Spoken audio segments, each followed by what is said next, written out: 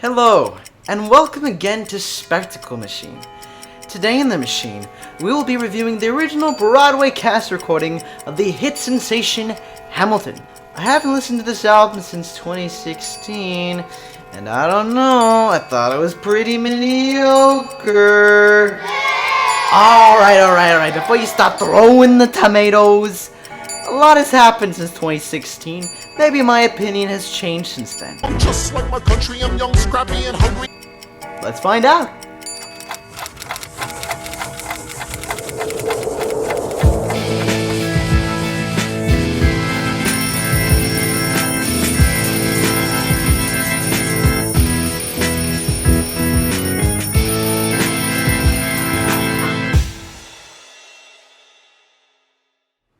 When I first listened to Hamilton, I listened to it while I was driving, so I'm going into this kinda blind.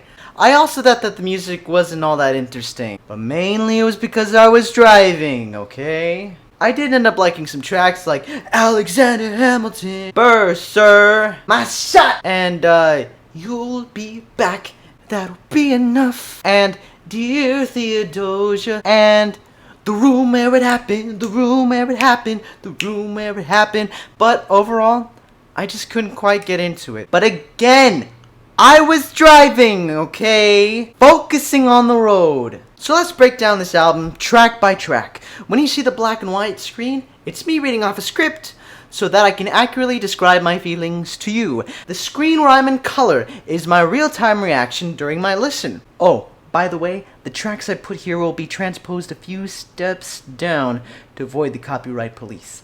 I will rate each track out of 10, and then take the average score of each track to determine the entire album's ranking. And it's a long album, so here we go. Act 1, Track 1, Alexander Hamilton. How does Now, this is an excellent opening number for the entire show. The characters immediately break the third wall to begin narrating their story, similar to Sweeney Todd. Attend the tale of Sweeney Todd. He served a dark and avengeful God. The actors can surprisingly rap super well. That really shocks me. Unfortunately, Lin-Manuel Miranda can't sing. why I should die? Would I be more noticed than I ever was before? Sorry, he raps pretty good. He just can't sing. Now, the orchestration here is wonderful, adding meaningful layers and color to Miranda's music. The same chord progression might be happening over and over again, but the orchestrator is keeping it interesting for us. The lyrics are raw, powerful, and meaningful, and the subject matter at hand is relatable. This song is a powerhouse and an instant classic. What's your name, man? Alexander Hamilton. 9 out of 10. Track number 2, Aaron Burr, sir. Pardon me, are you Aaron Burr, sir? This number has really clever lyrics with catchy chorus. I'm John Lawrence in the place to be. A 2 pints of Sam Adams, but I'm working on 3. Wait a minute. So they're drinking Sam Adams, but the brand Sam Adams beer came later? Anyways, I like how the actors use props to create percussion. It was very cool. In anime terms, this is good filler. 8 out of 10. Track number 3, My Shot. I'm just like my country, I'm young, scrappy, and hungry, and I'm not throwing away my shot. Again, these lyrics are phenomenal. The ability to rhyme and be clever all at once astounds me. The orchestration is absolutely on fire. Here. So many layers and change-ups with musical tension that just keeps building up and up. So, there's a line in here that confused me. But we'll never be truly free until those in bondage have the same rights as you and me. So, was slavery even a topic at hand during the Revolution? Now, this only comes up in Act 1 one other time. I don't remember it ever coming up again, but right now it just seems like something they're just bringing up and they're not going to bring back again. Does anybody actually know if this was a thing during the Revolution? Let me know down in the comments. Anyways, the chorus to this song was fantastic, bringing all the sections of the song together, building up more tension until it's finally resolved with the final bang. Take a shot, and I am not throwing away my shot. Man. 10 out of 10. Track number 4, The Story of Tonight. Raise a glass to freedom, something they can never take away. This number is in line with your typical musical theater piece, but it's filled with beautiful, gorgeous harmonies. The orchestration is light, but it's much needed after the last track we just witnessed. One thing that really bugged me with this track is, what is going on tonight? What is the story of the night? They keep singing about, yes, tonight, we drink tonight because tonight's the night, freedom. But what's so special about the night? I don't really understand. Again, if anybody knows this one, please let me know in the comments. I have no idea. 8 out of 10. Track number 5, The Skylark. The Skylar. Skylar? Track number 5. The tight harmonies between the three sisters are just gorgeous. As the track continues, I started to get a sort of classic Motown feel, and I was really digging it with that funky bass. Unfortunately, the lyrics here lacked cleverness, but it was still interesting. An 8 out of 10.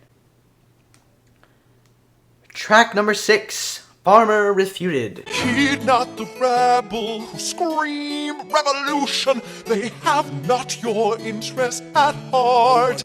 The lyrics in this number are so funny and clever. The composition of this track really lends to the comedic timing. The character Seabury's melody is a pretty decent imitation of the classical style, with the harpsichord and everything. I love it when Seabury and Hamilton are singing and rapping on top of each other. It created this great cacophony of sound. Heed not the revel at the sound of screams, but the revolution is coming. They have not your interest at heart. Listen to you with. It was very similar to that of a fugue, but just with 2 voices. But that was really cool. I had an absolute blast with this track. 9 out of 10. Track number 7, You'll Be Back. Everybody.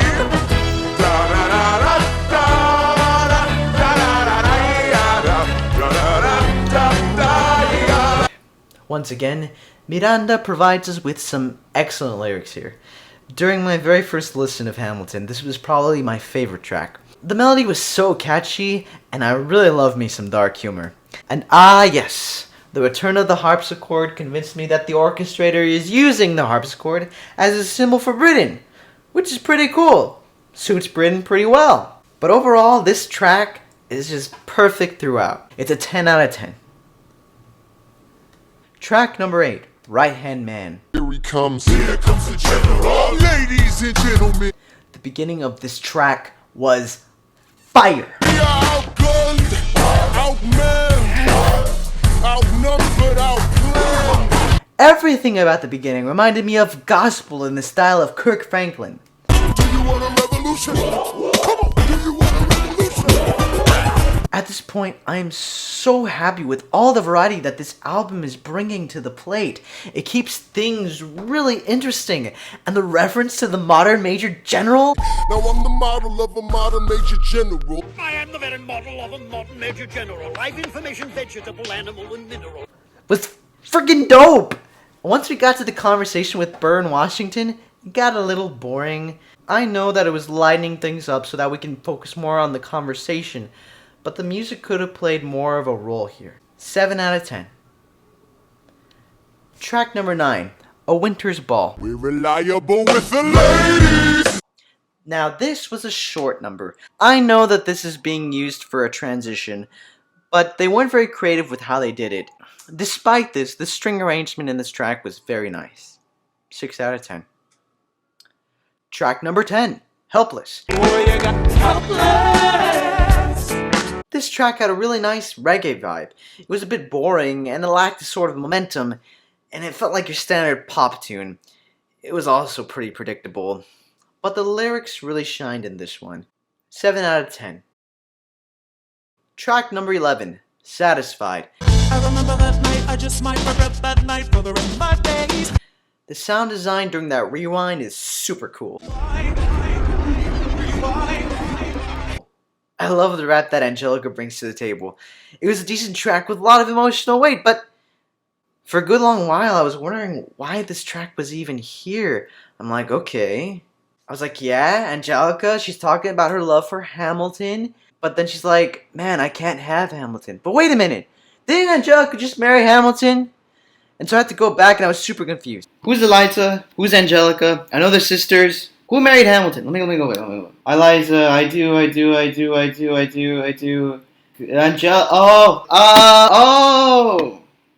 Okay. Probably would have been better if I'd seen it on screen. So Eliza married Hamilton. Angelica, wait, what happened? Wait, what? Yeah, wait, what? Okay, Angelica married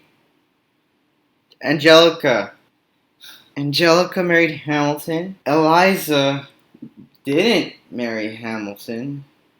Right? No. Eliza married Hamilton. Angelica did not. Eliza married Hamilton, but Angelica didn't. And so that'll probably come up again later. I don't know. Again, I don't know the whole story, so we'll see. Anyways, I started to get lost here, but I eventually figured it out. A little confusing, but a decent track overall. 6 out of 10. Track number 12, The Story of Tonight, Reprise. The close harmonies in this track were gorgeous. I may not live to see outlaw, but I've seen wonders great and small. I've seen wonders great and small. Again, really nice harmonies. And even though it was a reprise, there were enough changes in here to keep it interesting. And the key change that happened midway kept me engaged in the conversation that was happening between the characters. Ignore them. Congrats to you, Lieutenant Colonel. I wish I had your command instead of man in George's journal. No, you don't. Yes, I do. Now be sensible. From what I hear, you've made yourself indispensable. Well, I heard you got a special someone on the side, bro. Now this, good filler. 8 out of 10. Track number 13, Wait for It.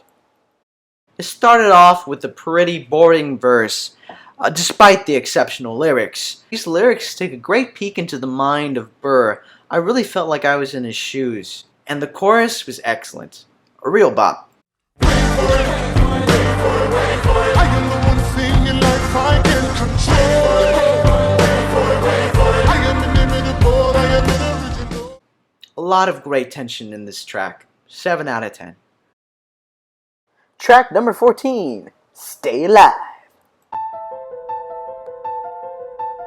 The piano riff here is really nice and eerie. The tremolo of the strings also adds to the mood, but the majority of this track lacks substance and material for me to really dig myself into it. Except for our boy George Washington in the house! The character of George Washington really brought this track up for me. I love every time he's performing. And my boy Charles Lee. Instead of me, he promotes Charles Lee, makes him second in command. I'm a general. Yeah. That was great too. I really loved the introduction of Charles Lee. And if you've played Assassin's Creed like I have, it was an even better experience. Charles Lee. Any word on Lee? I would say the same of Charles Lee. Charles Lee. Where is Charles Lee? Charles Lee. Charles Lee. Charles Lee. Charles Lee. Where are you, Charles? Charles Lee. Charles Lee. Where is Charles Lee? Charles Lee. Charles Lee. Charles Lee. Charles Lee. Where is Charles Lee gone? Track number 15, The 10 Duel Commandments. It's time to duel! Bong. Bong. Bong. The sound design in this track is lit. So many different things going on here. The ensemble's harmonies are so interesting, constantly changing it up. 1, 2, 3, 4, 5, 6, 7, 8, 9. Number 10 paces fire. Good filler. 8 out of 10. Track number 16, Meet Me Inside. Meet me inside. Meet him inside. Meet him inside. Meet I don't have a lot to say about this track, but I really enjoyed it though. All of the harmonic tension really lent a hand in the tension between Washington and Hamilton here. It was an 8 out of 10 for me. Track number 17, That Would Be Enough. The first few measures of this number were absolutely gorgeous, with all those dissonances.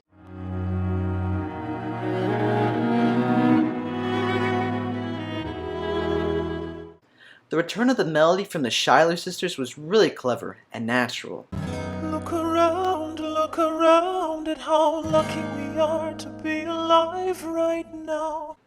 This track was full of sweeping melodies, and when that chord change happens, Challenges you're facing, the worlds you keep erasing and creating in your mind. Beautiful. It was a very emotional track, and it made its point across really well. 8 out of 10. Track number 18, Guns and Ships. Full of excellent performances, and it especially shows off Washington's pipes.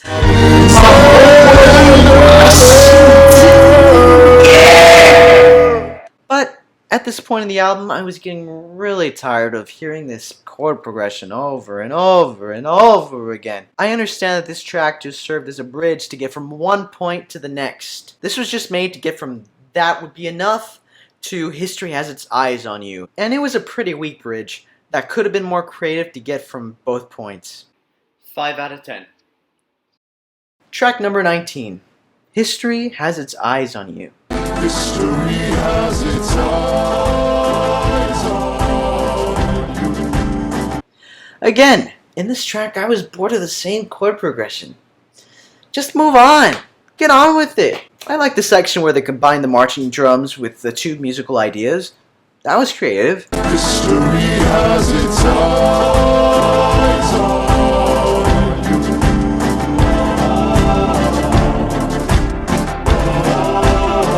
And I did like that deceptive chord at the end. History has its eyes on you. 6 out of 10.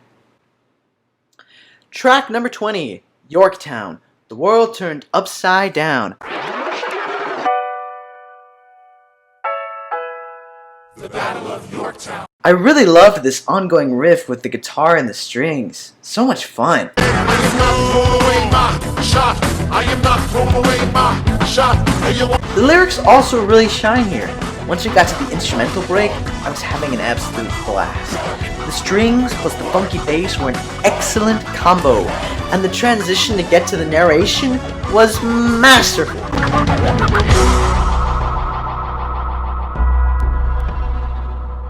The cluster chord at the end sung by the chorus, and then the release of the tension was so satisfying. World turned upside down. Great filler. A 9 out of 10. Track 21. What Comes Next?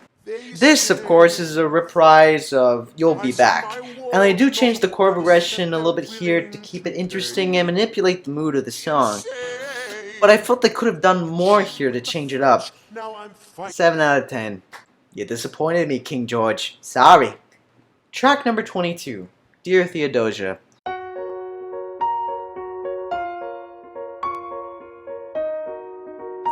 This track had a decent piano riff, but this was just another standard pop song. Predictable and a bit boring. The lyrics were still good here, and I really loved the message. It was important, and it can still be applied today, of course. It was a decent song, and it could have been better. 7 out of 10. Track number 23, Nonstop. Why do you ride like you're running out of time? Right day and night like you're running out of time. Every day you fight like you're running out of time. Keep on fighting in the meantime. Non-stop. The instrumentation in this track is interesting. And just like every finale to an act should do, they're tying up loose ends and foreshadowing future events. And quite masterfully. But Unfortunately, this lacks engaging musical material, both lyrically and harmonically. The combination of the characters' themes at the end was okay, but maybe at the end when they combined all the characters' themes, they could have done it a cappella, and then end, of course, with that bang, and then a dun! Just you wait. I am not throwing away my shot. It was an okay Act 1 finale. It could have been better. 6 out of 10. So far, this has been a great album. Clever lyrics, masterful instrumentation, and for the most part, pretty good everything else. It was way better than I remember, but I'm now realizing that most of the tracks that I liked on my first listen were in the first act. So I'm really curious to see if Act 2 is just good as Act 1. I mean, it can only go up from here, right? Right? So far, Nico seems to have an overall positive attitude towards Hamilton, with an average score of 8 out of 10. Will listening to Act 2 change his mind and shift the score average to a 3 out of 10? Hit that subscribe button and be sure to stay tuned for next week's episode of Spectacle Machine.